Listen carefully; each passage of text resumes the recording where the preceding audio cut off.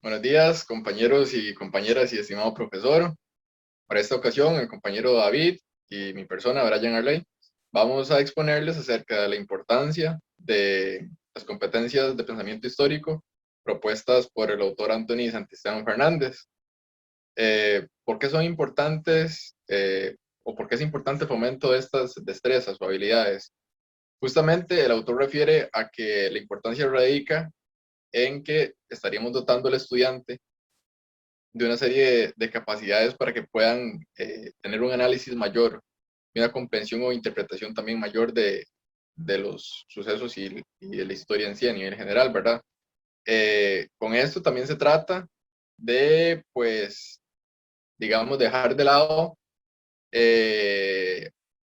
o dejar en el pasado aquella idea que se tenía de la historia de acumulación de hechos o información de fechas y datos o los relatos de los grandes personajes, sino, como les decía anteriormente, tener una comprensión más íntegra de lo que es la historia. Algunas definiciones principales que consideramos importantes para empezar con esta presentación es justamente especificar qué es una narración histórica. Para este caso, si bien es cierto, el autor propone cuatro destrezas principales, nosotros vamos a enfocarnos en una en específico, que es, como les comento, la de la narración histórica, que, tal y como lo dice el autor, es una representación de la historia, no es la única, es solo una forma de las tantas que hay, y pues cuenta con un valor educativo sumamente importante. Además, el autor señala que la narrativa histórica es un proceso que consiste en un análisis de los hechos de manera objetiva que ocurren en algún momento y en algún espacio en específico. Y además, estas se caracterizan porque, bueno, se caracterizan por tal y como podemos identificar en su nombre, por ser un proceso de una construcción de un narrador o un investigador, una organización encargada de reflejar el acontecimiento lo más aproximado a la realidad posible del hecho que se esté estudiando con, bueno, con las fuentes disponibles. Esto lo que nos permite es entender que la narrativa histórica cuenta con una serie de especificaciones del contenido, bueno, la narrativa histórica tiene una serie de características indispensables y fundamentales para poder ser desarrollada. En primer lugar, se nos habla de que la historia, o bueno, la narración histórica debe ser clara, y esto con la finalidad de que los y las estudiantes o las personas que se exponen al contenido sean capaces de tener una comprensión del acontecimiento histórico que se está estudiando, de cómo se desenvolvió y que la narrativa no sea muy compleja para entorpecer el proceso de aprendizaje del hecho. Por otro lado, además, se habla de que esta debe contener un orden estructurado tanto de manera cronológica, es decir, que siga para este mismo proceso de dar claridad, siga los acontecimientos en una narrativa temporal continua, pero además se habla de que es una estructura jerárquica, se construye de manera jerárquica, es decir, la propia organización o entidad o investigador, investigadora encargada de realizar esta narración histórica tiene que hacer un proceso de jerarquización en donde la línea narrativa con, contenga, valga la redundancia, contenidos eh, seleccionados de manera detallada y que los que se consideran más relevantes para la construcción de dicha narrativa. Al fin y al cabo, esto lo que nos demuestra es que es una interpretación del propio autor o autora de la obra, pero evidentemente esto también podría traer efectos en los que se nublen o se construyan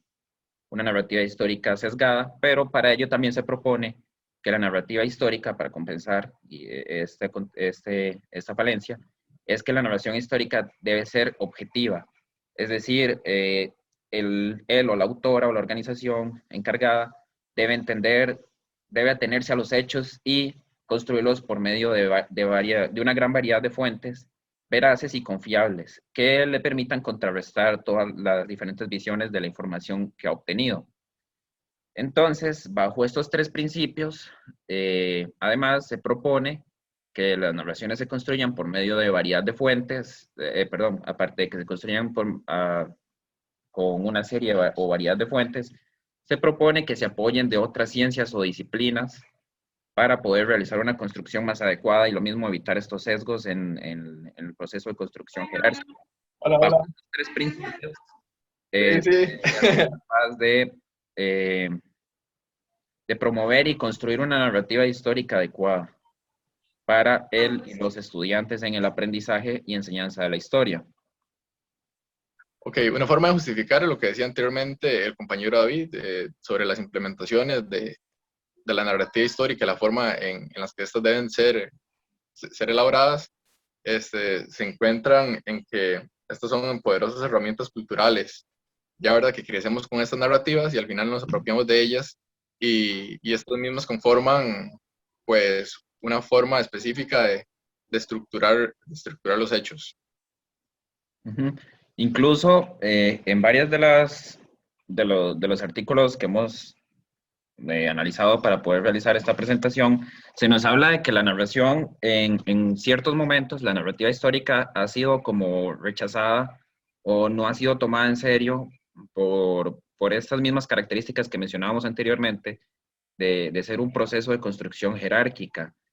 Y entonces se alegaba o se le acusaba de que los historiadores se enfocaban simplemente en las grandes hazañas o estar parcializados según el contexto donde se realiza la obra. Sin embargo, ha habido un rescate de la narración histórica como recurso para aprender y enseñar historia,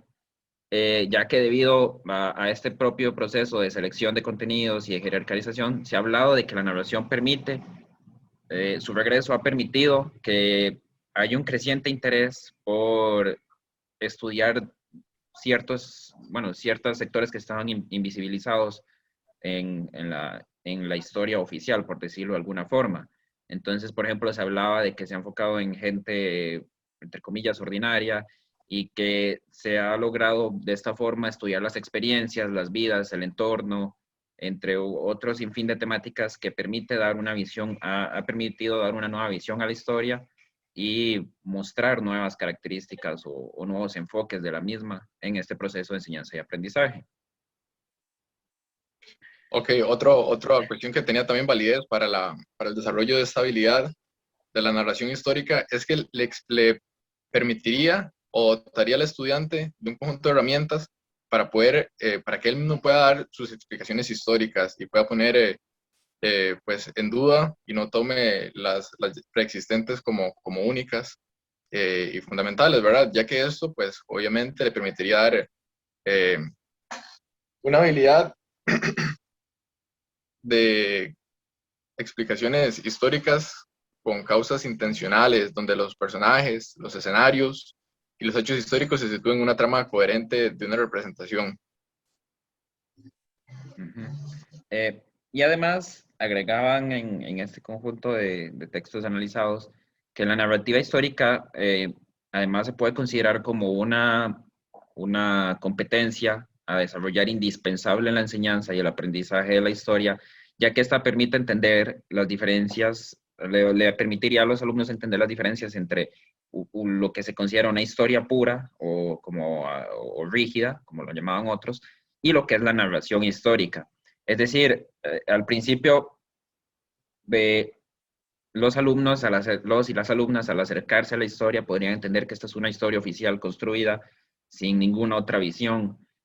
Dotarles de esta capacidad de entender y comprender la narración histórica ayuda a entender la misma, y a que haya que recordar que es un proceso de construcción que pasa por un ordenamiento jerárquico y temporal, y que la historia es tan grande y hay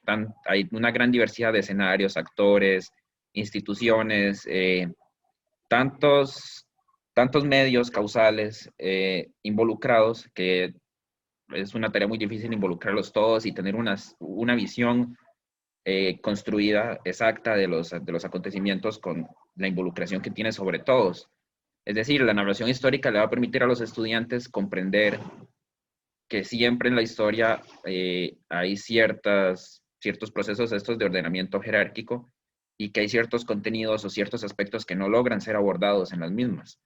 Entonces, que siempre es importante llegar al estudiar un fenómeno, a ver a comprender que hay otras visiones del mismo, ya que entender la historia de una forma dura y completamente, bueno, sí, como una historia dura o completamente cerrada, resulta un obstáculo entre nosotros o los que aprendemos de historia y la historia en sí, como práctica que busca visibilizar y mostrar eh, como el actuar sí, la involucración de todos en la construcción de la misma. Y esta representa una de las principales dificultades de la propia narración histórica, comprender esta diferencia, que siempre hay historias alternativas y formas alternativas de concebir la historia, ya que incluso podrían aparecer como no legítimas, sea que haya un interés detrás de construir esta narrativa histórica de una forma exacta. Entonces, por lo tanto, creemos que aquí es donde donde hay que rescatar principalmente el valor de la narración histórica y es en esta capacidad de comprender y comparar y valorar la diversidad de opciones que tiene la interpretación histórica en el aprendizaje de la misma. Sí, justamente retomando un poco lo que decía el compañero David, es importante que también a través de la narración histórica se logra comprender pues el presente no solo como dándole especial importancia al individuo en sí, sino también a su colectividad y cómo ésta influye pues en la confección del presente, ¿verdad? Muy bien, ahora lo importante de todo esto es cómo se lleva a la práctica, ¿verdad? Trascender de la teoría y pues llevarlo a cabo en nuestras aulas. Es por ello que hemos propuesto tratar esta habilidad con el tema de la Guerra Civil de 1948, centrándonos específicamente en el caso del Codo del Diablo. Para ello vamos a hacer o a subdividir el grupo en dos partes y a cada uno vamos a, luego de ver el video del Codo del Diablo, vamos a proporcionarles una serie de preguntas o de guía en la cual se puedan ver, en la cual puedan reflejar posteriormente las dos visiones acerca de un mismo hecho, que es justamente de lo que trata, ¿verdad? La representación histórica, donde pues puedan identificar,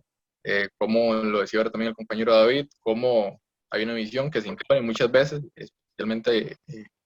la de los ganadores, como el Partido Liberacionista, y cómo también se legitiman otras versiones, otras posiciones, como en este caso sucede con el Partido Comunista, ¿verdad? Exactamente, cuando buscábamos plantear el tema, se nos vinieron a la mente múltiples temáticas que pueden tratar el tema de la narración histórica, simplemente por ejemplo, hablábamos de un contenido que trataba los movimientos sociales a partir de la década de los 80 en Costa Rica, hablábamos de la visión de los programas de ajuste estructural, donde se construyó una visión narrativa de un Estado incapaz y que dejó varias represalias posteriormente y habían varios actores que tenían una visión completamente distinta, pero nos pareció que este tema, inclusive antes de ver el documental o posteriormente, permite, subdividiendo el grupo, en mostrar que hay una narrativa construida del propio acontecimiento y cómo se ha invisibilizado cierta parte del mismo en pro, como decía el compañero Brian, de formar una narrativa que hasta incluso ponía como ganador en tiempos modernos al Partido Liberación Nacional, que en ese momento incluso no formaba parte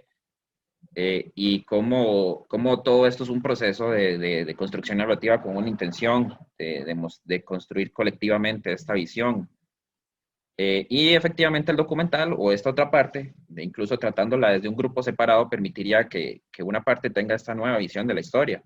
Entonces, también se nos ocurría que una forma de trabajarlo es dividiendo los grupos en dos, uno con la narrativa oficial, por decirlo de alguna forma, donde tenemos un Partido de Liberación Nacional, entre comillas, pacifista, que viene a hacer el cambio, a instaurar una serie de garantías sociales y a imponerse sobre un régimen hasta incluso tratado de dictatorial en ciertos casos,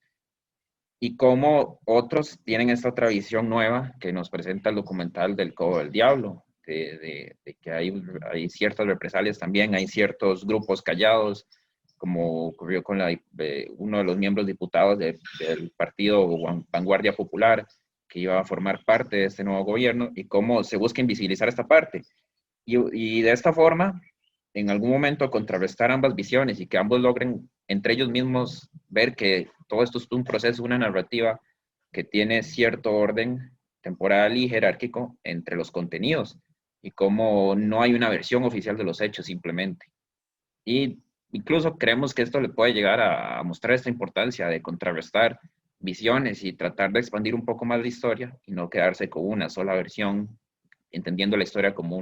como algo rígido, que no puede ser, que es exactamente así como es y ya como está escrito en un libro de texto, por ejemplo. Exactamente. Sin embargo, a pesar de tratar pues digamos, de implementar estas habilidades, hay que tener en cuenta que no es tan fácil a como pareciera, ya que sí existen algunos posibles retos o limitaciones en la, en el proceso de incorporar o de implementar estas. ¿Por qué? Porque son habilidades que se cultivan a largo plazo, que no se van a cultivar únicamente en una sesión y ya con eso va a bastar. Y aparte de eso, que no se pueden,